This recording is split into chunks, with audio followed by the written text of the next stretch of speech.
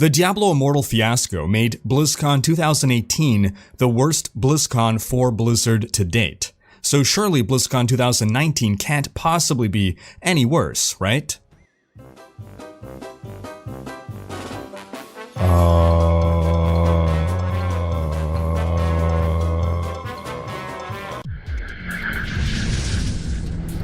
Hey folks, this is Rhykker with a gaming news wrap-up video where we discuss the happenings of the week. This week's topics include some lightning-fast highlights of the gaming and action RPG news of the week, and a big focus on the latest Activision Blizzard controversy. As always, discussion timestamps can be found in the video description below, but right before you jump ahead, just a quick reminder to ring that sub notification bell to be alerted of new Saturday episodes, and keep up to date with gaming news highlights. We'll kick things off with the lightning round. The PlayStation 5 launch date has been revealed to be the holiday season of 2020. Doom Eternal's launch has been delayed to March 20th, 2020. Development on upcoming Torchlight Frontiers is ongoing, with a new patch recently released that introduces new skills, new game systems, new content, and bug fixes. Work on ARPG Last Epoch continues as well, with the devs recently releasing a blog post explaining the rework to their potion system, fully exploring the methodology and design intent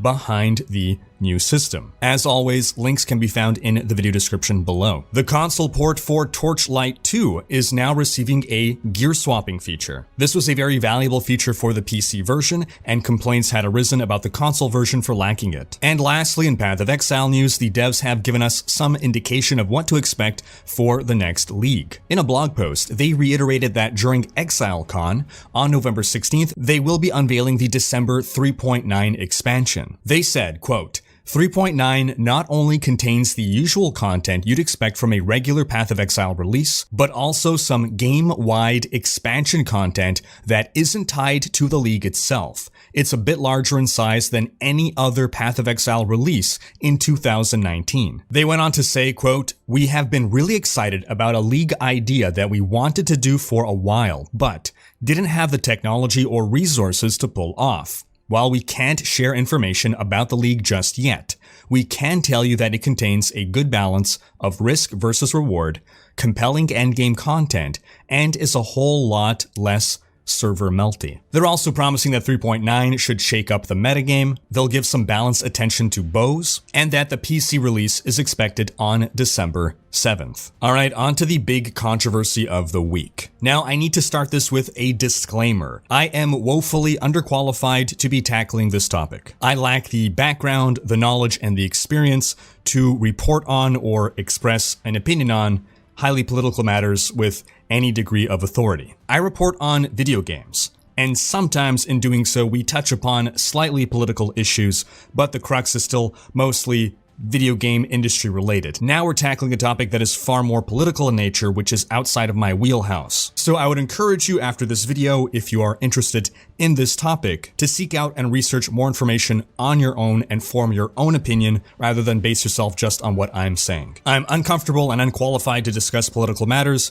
but this story is simply too big to ignore. So let's start by laying the groundwork, which, as I understand it, involves months of ongoing protest in China, specifically Hong Kong. My impression is that the public opinion is that the protesters in this case are right and the government of China is wrong. I.e., if this were a movie, then China would be the evil empire and the protesters would be the noble rebels. This is a highly reductionist view of a very complex topic. Again, please research these protests yourself. But with that groundwork laid, what happened this week was that during a Hearthstone tournament in Asia, the tournament winner expressed support of the protests and was subsequently stripped of his title and his winnings by Blizzard and banned from further competition. Furthermore, the casters of the tournament who were interviewing the winner were also fired. Blizzard then issued a statement which read, quote, "During the Asia Pacific Grandmasters broadcast over the weekend, there was a competition rule violation during a post-match interview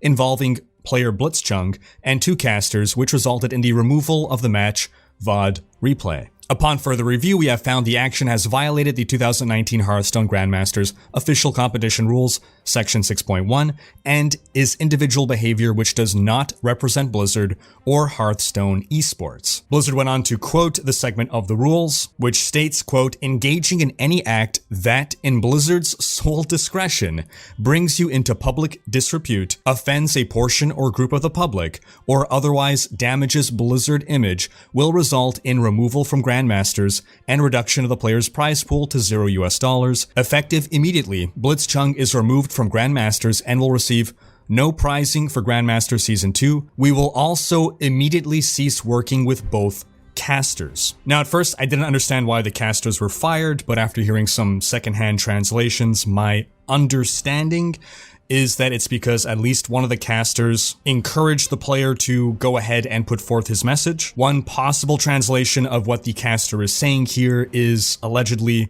okay, go ahead and say your 8 words. How about we'll end right after? Nothing more needs to be said after that. You can start anytime. As you can see, the casters then hide under their desk, which makes it pretty clear to me that they knew what was going to happen and that they shouldn't be seen on camera while it was happening. I also feel, however, that the caster on the left does not seem to be implicit in this. He seems to have been dragged along. He seems very uncomfortable. It seems the caster on the right is doing all the talking, but that is just my reading of the situation. So those are the events that transpired.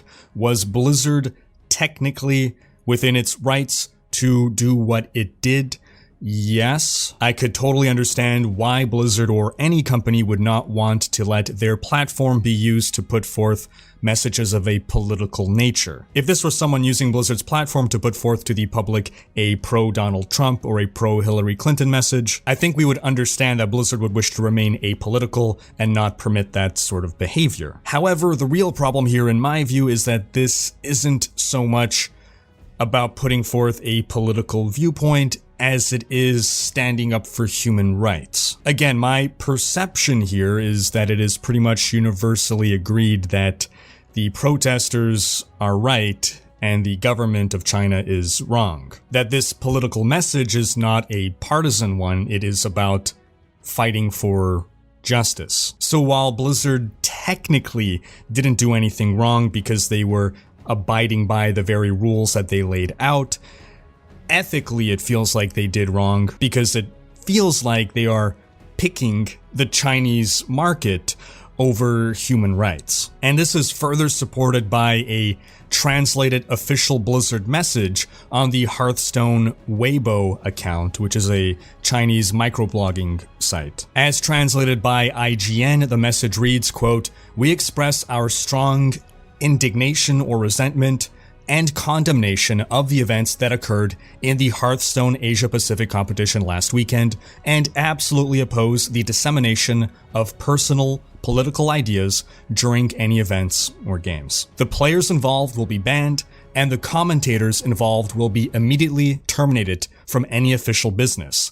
Also, we will protect or safeguard our national dignity or honor." And it's that last statement there especially that turns this into a political stance.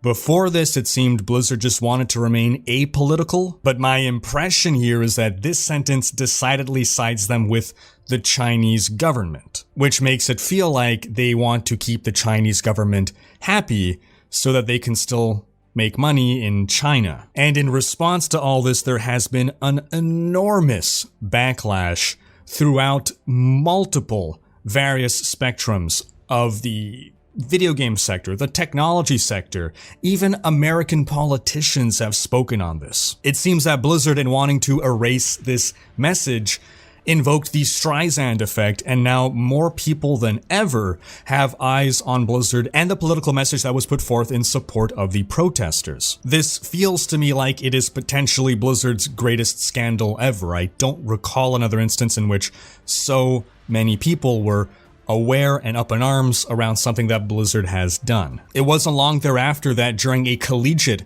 Hearthstone championship, competitors started to hold up a sign supporting that same political message, which forced Blizzard to respond by cutting away from the footage and then canceling any further competitor interviews. A segment of gamers are trying to turn Overwatch's Chinese character Mei into a symbol of resistance, a symbol of support for the protesters. Even American politicians, both Democrat and Republican, have spoken against Blizzard on this issue. Democratic Senator Ron Wyden said, quote, "Blizzard shows it is willing to humiliate itself to please the Chinese Communist Party. No American company should censor calls for freedom to make a quick buck." Republican Senator Marco Rubio stated, quote, "Recognize what's happening here. People who don't live in China must either self-censor or face dismissal and suspensions. China using access to market as leverage to crush free speech globally.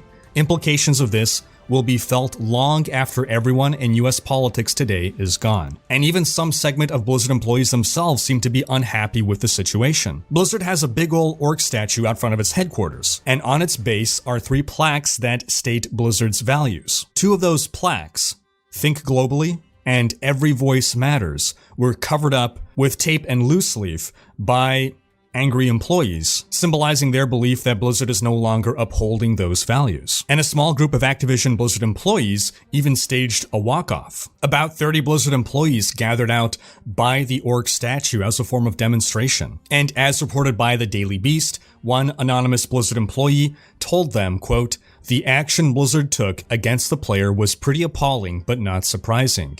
Blizzard makes a lot of money in China, but now the company is in this awkward position where we can't abide by our values." Another anonymous current employee of Blizzard told the Daily Beast, quote, "I'm disappointed. We want people all over the world to play our games, but no action like this can be made with political neutrality." Since then, the Hearthstone player who started this all expressed that he has no regrets. One of the Taiwanese casters who was fired was reduced to tears, expressing that all of his casting opportunities are now gone. He's been banned from Overwatch as well. But some quantum of good news comes out of Hearthstone's competing game Gods Unchained, whose developers tweeted, quote, "Blizzard just banned Blitzchung and stripped his Hearthstone winnings because they care about money more than freedom.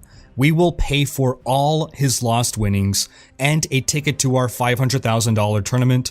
No player should be punished for their beliefs." Now, with BlizzCon 2019 less than a month away, one does have to wonder, will any of this controversy carry over for the next few weeks and impact the convention? It would not surprise me to see any form of Q&A cancelled. After last year's April Fool's comment, I'm not sure Blizzard will be willing to take the risk that anyone asks about China. According to gaming's journalist Jason Schreier, Blizzard was planning to make a lot of big announcements at BlizzCon 2019, in part to make up for the PR disaster of last year's BlizzCon. So one does wonder if what Blizzard may have intended as its best BlizzCon ever has now been ruined. Now again, I could understand a company wishing to remain apolitical and not allowing its platform to be used to put forth political messages, but it just feels to me an awful lot like this isn't Blizzard remaining apolitical and not taking a stance, but more so Blizzard actually picking a side and choosing to play ball with the Chinese government on this for fear of repercussions. Again though, folks, I encourage you to do your own research on these topics. My understanding of international politics is far too simplistic to have any form of nuanced or authoritative opinion. And I'll throw in as a last bit of potential news that there is a leak that I cannot substantiate that Diablo Immortal will release on October 25th. And that's going to wrap up this video. But do be sure to have checked out last week's video in which we discuss Blizzard admitting the mistake it made at BlizzCon 2018. Thanks for watching. Special thanks to my Twitch, Patreon, and YouTube supporters for making these videos possible. If you like what you see on this channel and want to support the creation of more content, you can consider pledging on YouTube or Patreon and unlocking behind-the-scenes content, monthly virtual hangouts, and more. If you enjoyed this video, please share it, check out these other videos, and subscribe to join Rhykker's Raiders for more gaming content.